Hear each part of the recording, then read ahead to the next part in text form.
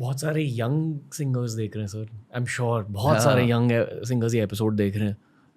Music industry के बारे में मैंने ये जाना कि म्यूज़िक इंडस्ट्री पूरे तरीके से बदल रही है, स्पेशली इंडिया में। हमेशा बदलती रहती है। कहते हैं कि जो 90s में एक पॉप म्यूज़िक का वेव आया था, हाँ, अच्छा टाइम है, वेरी गुड। वो बहुत सारों के अर्लीस्ट म्यूजिकल मेमोरीज हैं। आपका भी एक रोल था उस फेज में। हाँ, I was lucky, fortunate. Okay, 2 सवाल है जी। पहला सवाल ये है कि उस फेज में बिहाइंड द सीन्स क्या हो रहा था?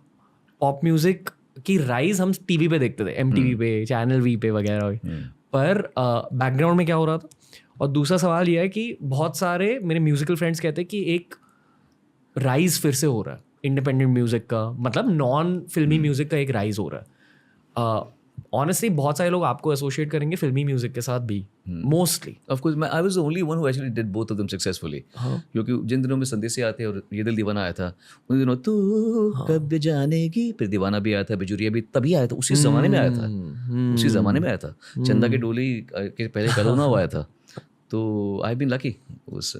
अभी भी जो बेटर बिट्रियल्स है ये भी एक्चुअली उस जमाने में है जो मेरे बाकी फिल्मी गाने आ रहे हैं। मतलब मैं ये जानना चाहता हूँ कि उस इंडिपेंडेंट म्यूजिक वेव का या पॉप म्यूजिक वेव का एक I won't call it downfall at all, पर वो एक वेव साइलेंट हो चुका था 2000s में, 2010s में, पर अभी वो वेव रिटर्न हो रहा है रैप सीन के थ्रू, प्रतीक कुहाड़ जैसे लोगों के थ्रू, इन सारों के थ्रू एक रिटर्न हो रहा है इंडिपेंडेंट म्यूजिक का। तो आपका नज़रिया क्या है about the present and future, पर ऑल्सो अबाउट द पास्ट? अच्छा, बहुत अच्छा सवाल है उसका। मैं क्योंकि इसका तो मेरे पास पूरा ब्रेकडाउन है, but I have to make it very क्या बोलते हैं, सब easy for people to understand. पहले क्या था, जब उन दिनों में 90s में पॉप म्यूजिक गा रहा था, मुझे भी बहुत टाइम लगा यार। मैं गा रहा था अच्छा सिला दिया तूने मेरे प्यार का, इश्क में हम तुम्हें क्या बताएं। मेरी उम्र थी 19-20 साल की और मुझे गाने दे रहे थे सब सैड सॉन्ग, दिल तोड़ दिया तूने बेवफा, लाश, कफन, दफन, शमशान घाट, ऐसे ऐसे मेरे गानों में वर्ड्स होते थे। मैं दुनिया तेरी छोड़ चला, तुम लाश पे मेरी आ जाना, ये सब गाने में गा रहा था। तो मैं भी तड़प रहा था कि मुझे भी तो थोड़े गाने मिलने चाहिए अच्छे अच्छे यार, जो थोड़ी मेरी एज के मुताबिक हो। तो मुझे उसके लिए भी मुझे स्ट्रगल करना पड़ा, बिकॉज उनके दिमाग में इमेज थी सारे गामा सोनू निगम, मम्मियों का प्यारा दुलारा, सब उसे जवाई बनाना चाहते हैं, सबका ये पर्पस अभी ये था। तो मुझे कौन देखेगा पॉप म्यूजिक में? लेकिन 98 में वक्त की बात होती है, समय की बात होती है। मेरा टाइम आया, फिर मैंने तू कब जानेगी तू, वहाँ से मेरा स्टार्ट हुआ। फिर उसके बाद में बिजुरिया तुझे लागे ना नजरिया, तो वो मैंने पूरा जोन चेंज किया अपना, कि मुझे सरोज खान जी को मैंने कहा मुझे इजी स्टेप मत देना, मुझे गोविंदा समझ के स्टेप्स दो। अच्छा, मैंने बोला हाँ मैं मेहनत करूँगा, मैं डांस अच्छा करूँगा। तो उन्होंने सिखाया मुझे डांस वांस। तो मैंने उस भी स्टेज पे आके मैंने अपने आप को थोड़ा सस्ता किया, फिर दीवाना आ गया। दीवाना तो बहुत बड़ी चीज़ बन गई, फिर जान, फिर याद, फिर चंदा की डोली, सब आए। फिर वो डाउन म्यूज़िक का वो क्यों कम हुआ, I tell you why. CDs और कैसेट्स का ज़माना कम होता गया एंड ये music started getting available online. LimeWire, frost LimeWire था पहले, मैंने बहुत चुराया गाने उससे। हाँ सेम बहुत चुराया, मेरा एक ही गाना था, लाइमवायर जाओ डाउनलोड करो। इतना नॉलेज बढ़ा मेरा, इतने गाने को जो हमने नहीं सुने थे, बहुत कुछ चुराया। Hey Jude, don't let me down, ये सब गाने हमने उससे सुने थे एक्चुअली। तो उसमें क्या हो गया कि पहले क्या था कि अगर मेरा फेवरेट सिंगर सोनू निगम है या दलेर मेहंदी है, तो मैं जाऊँगा कैसेट की दुआ में जाऊँगा, प्लैनेट एम। हाँ वो तो खैर, मैं तो ये तो हाँ यहाँ की बात है। मैं कह रहा हूँ जो छोटे मोटे शहर जहाँ से हम बड़े भी हुए हैं एक्चुअली, जिन लोगों ने हमको बड़ा किया है एकदम, कि सोनू निगम का नया कुछ गाना एल्बम आया क्या?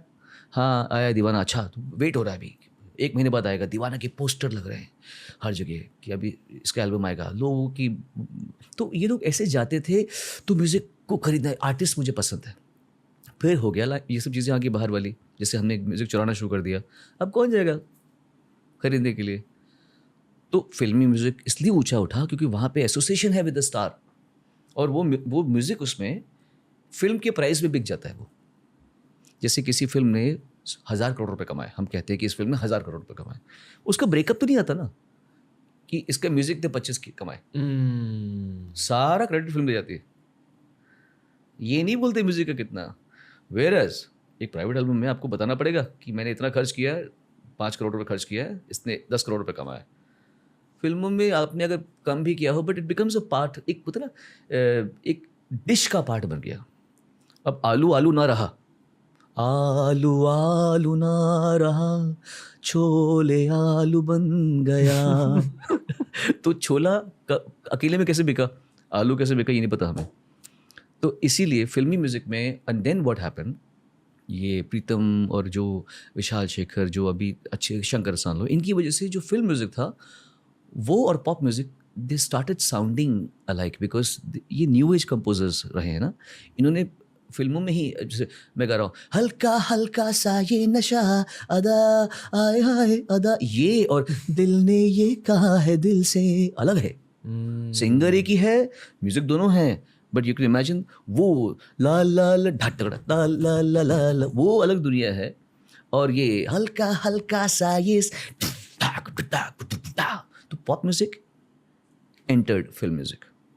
तो अब ज़रूरत नहीं रही इंडिपेंडेंट म्यूजिक इतनी, तो काफ़ी समय तक ये चलता रहा। म्यूजिक एल्बम्स कौन खरीदता, कौन है? फिल्मों में देख लेते हैं तो वो उसमें एसोसिएट कर लेते हैं। इंडिपेंडेंट म्यूजिक, अब इंडिपेंडेंट स्टैंडिंग ख़त्म हो गई थी।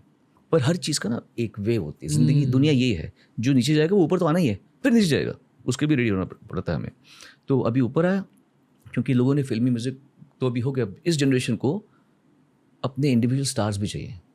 This is my favourite singer, I want to listen to this singer यार, irrespective of any film song or whatever. I mean, I love this guy, I love this guy's feel. So उनका अपना, जैसे EDM का अपना cult है, rock का अपना cult है, गज़लों का अपना कल्ट है, भजन स्पिरिचुअल म्यूजिक का अपना कल्ट है, तो अब सिंगर्स का भी एक कल्ट है कि यार I love this guy, have you listen to this guy. तो अब उन फिल्मों से उनकी तृप्ति नहीं हो रही है, उनको अपने आर्टिस्ट चाहिए, उनको बादशाह चाहिए। मेरा I love listen to Badshah को बोलेगा, I love Honey Singh, I love you rap, I love rap. लोग रैप की बुराई करते हैं, how dare you criticise rap. आपने कैसे सोच लिया कि हर चीज़ जो आप सोचेंगे ये गाते हैं, जो आप करते हैं वो ठीक है? रैप वाले बेवकूफ़ हैं क्या? करके बताओ, जब वो कर रहे हैं करके बताओ, उनकी सोच देखो, उनकी जो वो काम कर रहे हैं उसमें वो अपनी पूरी ज़िंदगी डाल रहे हैं। कैसे बोल सकते हैं आप दिस इज़ ठीक है, they are not great singers, कोई बात नहीं, बट उनकी कला का तो आप सम्मान कीजिए। वो कहाँ से सोच रहे हैं, कौन से वर्ड्स, आज वो एक गहरी बात को आपके शब्दों में आपको कन्वे करके कह रहे हैं, इस बात का सम्मान कीजिए। आप क्या सोचते हो इंडियन रैप सीन के बारे में? मुझे लगता है बहुत अच्छा है। मैं हमेशा सोचता हूँ, देखिए हर गाना हर कोई गा सके जी, ऐसे पॉसिबल नहीं है। अभी मुझ में कहीं लोगों को पसंद बहुत है, पर वो साथ में सिंगल लॉन्ग नहीं कर पाते। रैप वो सिंगल लॉन्ग कर लेते हैं, तो ये कारण है। और उसमें अगर कोई अच्छा रैप आर्टिस्ट है जो एक अच्छी बात को कन्वे कर रहा है, चाहे मस्ती वाली हो, मतलब इवन इफ इट्स रॉन्ची और व्हाटएवर, इट डिपेंड्स ना। हमने भी तो गालियाँ दी लाइफ में ना, हमने देखी है ना ब्लू फिल्म। तो फिर हम कौन से जज बन जाते हैं कि how dare you use this word. अरे he is catering to his audience, let him cater to his audience. उसकी ऑडियंस को यही सुनना है। कोई ऐसे आर्टिस्ट हैं, ऐसे रैप सॉन्ग्स हैं जो आपको टच कर गए?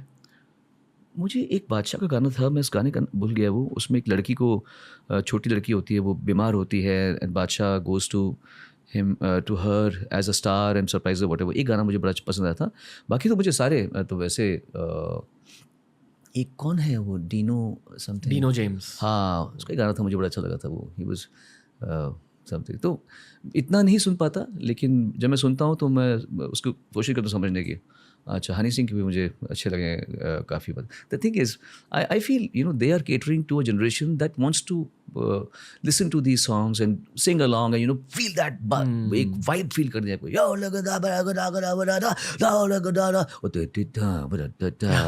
I understand that.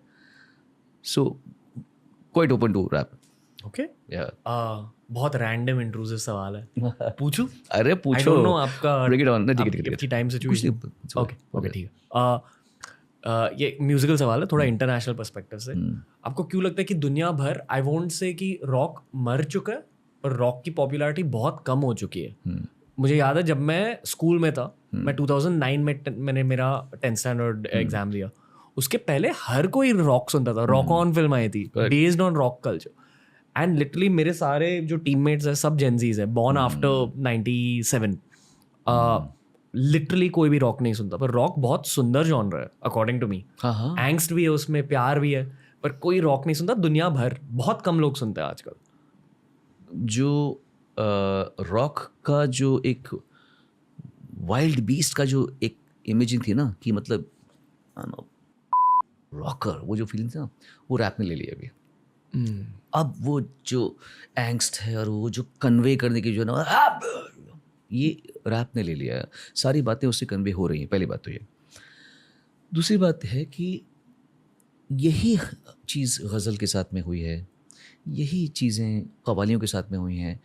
कव्वालियाँ थीं, अब उसको एक नया चोगा पहना दिया है, सूफ़ी। सूफ़ी तो आप खुद जानते हैं, संगीत होता ही नहीं है। Sufi is a state of being. उसमें जब कोई बात कही जाती है, उसको हम कव्वाली बोलते थे पहले नॉर्मली, क्योंकि कव्वालियों में ही बात की जाती थी। चढ़ता सूरज धीरे धीरे ढलता है ढल जा, सूफ़ी बात है। तू यहाँ मुसाफिर है, ये सारा है खाना है, तो बात की जा रही है उसकी। चढ़ता कव्वाली में सुकन भी किया जा रहा है, हल्का ट्विक कर दिया है अभी, तो वही उसको अब सूफ़ी चोगा पहना दिया गया है। तो this I love Sufi music. अब सब ये बोलते हैं there is nothing called Sufi music, but ठीक है, लेट देम एन्जॉय दिस। जैसे मैं बॉलीवुड शब्द से परहेज़ करता हूँ, मुझे पसंद नहीं है बॉलीवुड, यू नो। मैं इंडियन फिल्म इंडस्ट्री पर बोलता हूँ। अब जब पर कोई कह रहा है तो मैं थोड़ी इसको टोकता रहूँगा बार बार। तो अब कोई कह रहा है सूफ़ी म्यूज़िक, तो बोलने दो बेचारे को, भी क्या उसको समझना ही नहीं है। तो वैसे ही रॉक भी ट्रांसेंड कहीं ना कहीं हो रहा होगा किसी और चोगे में, शायद बाद में आएगा, सामने आएगा। लेकिन लोगों को अभी वो ओल्ड साउंड लगता है, उनको ओल्ड लगता है वो चीज़, कि वो it's my life it's now और नेवर, उनको वो साउंड से शायद कनेक्शन नहीं हो रहा होगा जेंजी को। तो हो ना, तो कुछ और चोगा पहन के आएगा रॉक वापस। मेरी कुछ गर्लफ्रेंड्स थी, एक्स गर्लफ्रेंड्स थी, जिन्हें रॉक बिल्कुल अच्छा नहीं लगता था, इसीलिए ब्रेकअप हो गया। नहीं, पर वो कहते थे कि रॉक के परकशंस उनको एंजाइटी होती है, और आजकल एंजाइटी का बहुत प्रॉब्लम। तो अभी उनको सुनाओ, ट्रांस म्यूजिक सुनाओ उनको वो EDM सुनाओ, ट्रांस सुनाओ पहले से। हाँ, शायद उससे तो एंजाइटी की मम्मी दादी नानी सब हो जाती है। शायद लोगों को एंजाइटी होती थी रॉक की वजह से। आई फील कि मुझे बहुत मिला है रॉक की वजह से। मैं वर्कआउट करता हूँ रॉक पे, मैस्कुलिनिटी आ जाती है रॉक की वजह से। तो लड़कियों को मैस्कुलिनिटी थोड़ी चाहिए थी उनको तो उस समय अभी, मतलब तुम भी मैस्कुलिन, वो भी मैस्कुलिन, उनको नहीं करना था। उनको they wanted to become girls, that's why they remain girls. आप टेलर स्विफ्ट के गाने सुनते हो? हाँ, मैंने शुरू में बड़े सुने थे उसके, अब आजकल इतना नहीं सुन पाता मैं उसको। हाँ, बट आपके अकॉर्डिंग उनकी खासियत क्या है? क्योंकि इंडिया में भी एक बहुत बड़ा टेलर स्विफ्ट फैन बेस है, तो आई फील कि it's some kind of very deep spiritual connection which girls feel with Taylor Swift. पर आपके अकॉर्डिंग एज अ सिंगर उनकी आवाज़ में कुछ फील होता आपको? उसकी आवाज़, देखिए आवाज़ अच्छी होती है, लेकिन मैंने अपने इस अंतराल में जो मैं रहा हूँ, मैंने एक बात को मैं पक्का मान गया हूँ, जब चल रहा होता है इंसान तो लोग बोलते हैं कि वाह क्या क्या बात है, फिर नहीं चलता तो फिर बोलते हैं, गलती निकालते हैं। तो यहाँ ना सब ये है, सब इधर है, सब यहाँ है। टाइम आता है तो सब चीज़ अच्छी लगती है उसकी गलतियाँ भी, खामियाँ जो हैं वही उसकी खासियत बन जाती हैं। तो अच्छे तो बहुत लोग होते हैं, लेकिन बात किस्मत की है। सोनू निगम क्यों बना है? किस्मत है, भाग्य है। अमिताभ बच्चन क्यों है? भाग्य है, क्योंकि उनकी पर्सनैलिटी बहुत अच्छी है, वो थोड़ा बहुत गा भी लेते हैं, एक्टिंग के महारथी हैं, आवाज़ बड़ी अच्छी है। लेकिन वो पैदा हुए एक ऐसे दुनिया में जहाँ पे सिनेमा था ना। अगर सिनेमा नहीं होता, ये पैदा होते आज से, मतलब he was born 100 years before, तब तो वो स्टेज पे काम करते, है कि नहीं? तो वो सदी का महानायक कैसे बनते? वो सही समय पे सही जगह पे होना, इसे भाग्य कहते हैं, है ना। मैं सिंगर क्यों हूँ, फेमस सिंगर क्यों? अरे इतना जगाता है, मैं हूँ क्योंकि माइक्रोफोन है। मैं ये मैं कर रहा हूँ। अब मुझे बिना माइक्रोफोन के अगर छोड़ दें भीमसेन जोशी जी के साथ में, व्हाट वे विल स्टैंड? मैं सही वक्त पे सही दौर में पैदा हुआ हूँ, कि जहाँ पे मैं एक्सप्रेस कर पा रहा हूँ, अभी मुझ में कहीं बाकी थोड़ी सी है जिंदगी, ये मैं कर पा रहा हूँ एक्सप्रेस। लेकिन अगर मुझे बोला जाता है कि यहाँ पे तुझे ये तान मारनी है, और तेरे बगल में सलामत खासा बैठे हुए हैं, या गुलाम मुस्तफा खान साहब बैठे हुए हैं, या वे विल स्टैंड। इसीलिए टेलर स्विफ्ट या कोई भी हो, वो सब सही जगह पे सही वक्त पे हैं।